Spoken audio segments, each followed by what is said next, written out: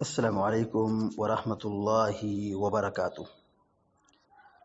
الحمد للہ رب العالمین والعاقبۃ للمتقین والصلاة والسلام علی اشرف الانبیاء والمرسلین نبینا محمد وعلی آلہ وصحبہ اجمعین ومن تبعهم بإحسان الى یوم الدین اما بعد،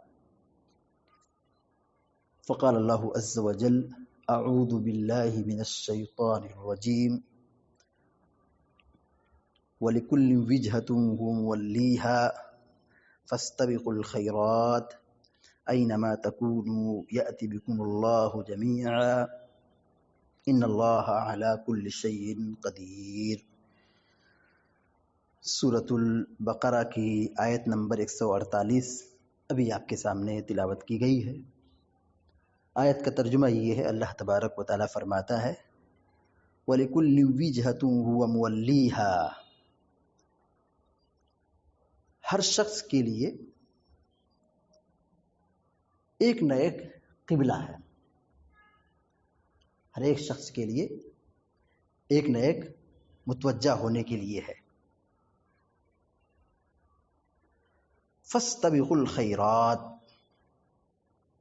تو تم نیکی اور بھلائی کے کاموں میں آگے بڑھو، سبقت کرو۔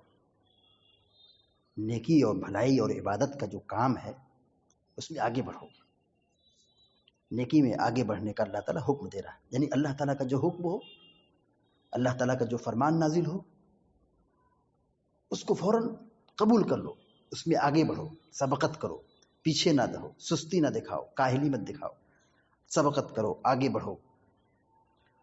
کیونکہ اگر سستی کریں گے تو انجام اور نتیجے سے پیچھے رہ جائیں گے۔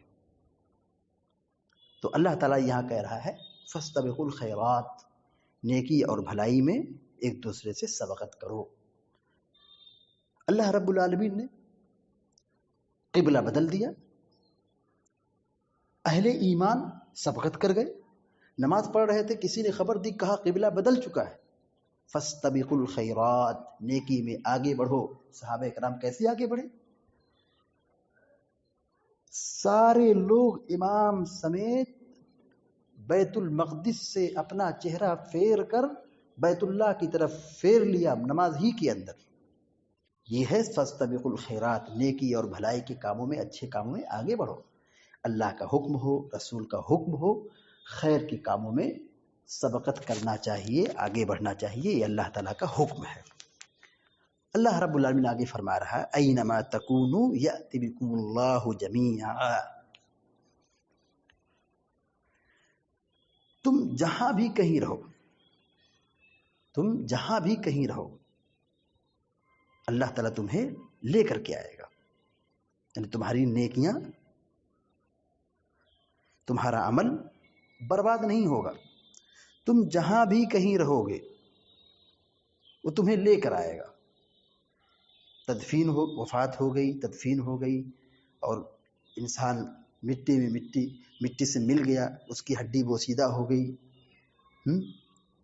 ایسا نہیں کہ اس کا عمل بھی بیکار ہو گیا، ختم ہو گیا، زندگی ختم ہو گئی۔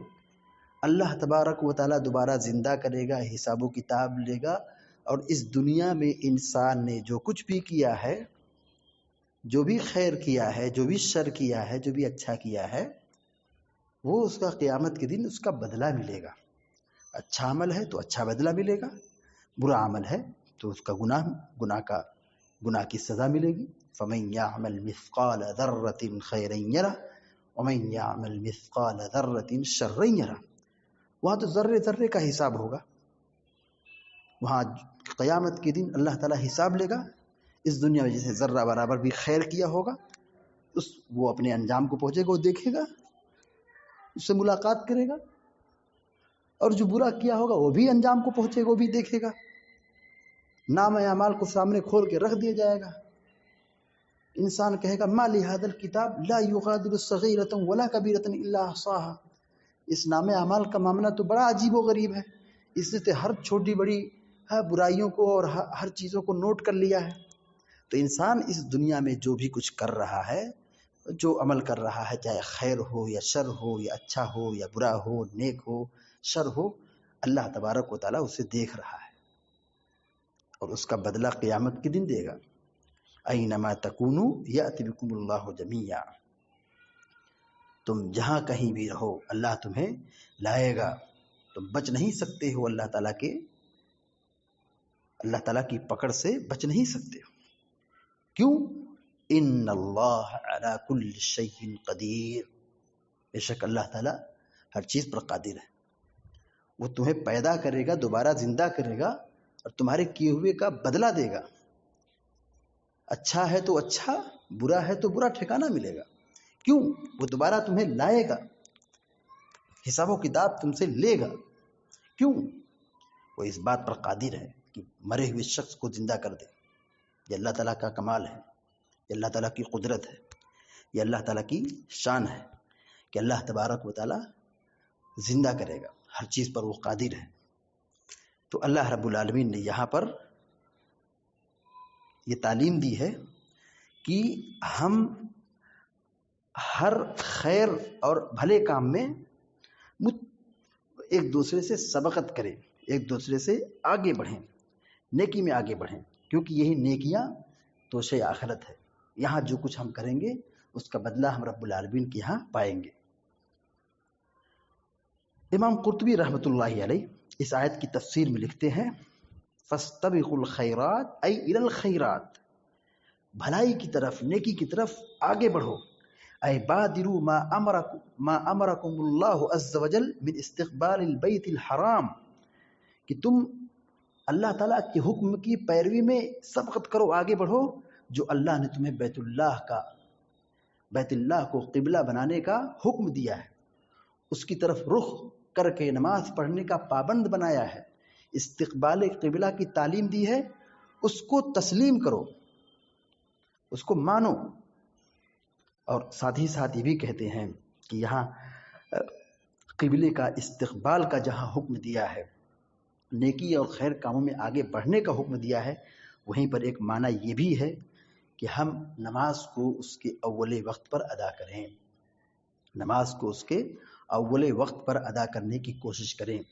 دیکھیں، نیکی میں سبقت کرنے کا حکم دیا گیا ہے، تو سبقت کب ہوگی؟ جب ہم نماز کو اس کے اول وقت میں پڑھیں گے. ایسا نہیں کہ نماز میں تاخیر کریں، جان بوجھ کر لیٹ پڑھیں، وقت کے نکل جانے کے بعد پڑھیں. ایسا نہیں ہے. اللہ تبارک و تعالیٰ یہ کہا فاستبقوا الخیرات، نیکی اور بھلائی کاموں میں ایک دوسرے سے آگے بڑھو، سبقت کرو. تو نماز کے اندر بھی سبقت کرنے کی ہمیں تعلیم ہے کہ ہم اول وقت پر نماز پڑھیں. پیارے نبی صلی اللہ علیہ وسلم سے یہ سوال ہوا کہ سب سے افضل عمل کیا ہے؟ پیارے نبی صلی اللہ علیہ وسلم نے کہا الصلاۃ علی وقتها، یا الصلاۃ لوقتها، یا بعض روایت میں الصلاۃ علی میقاتها. اول وقت پر نماز پڑھنا، اول وقت پر نماز کی پابندی کرنا، یہ سب سے افضل عمل ہے. اللہ تبارک و تعالیٰ سے دعا ہے کہ اللہ تعالیٰ ہم سب کو، آپ سب کو نیک عمل کی توفیق عطا فرمائے. آمین یا رب العالمین. اقول قولی هذا واستغفر الله لي ولكم ولسائر المسلمين فاستغفروه انه هو الغفور الرحيم. وصلى الله على نبينا محمد وسلم تسليما كثيرا.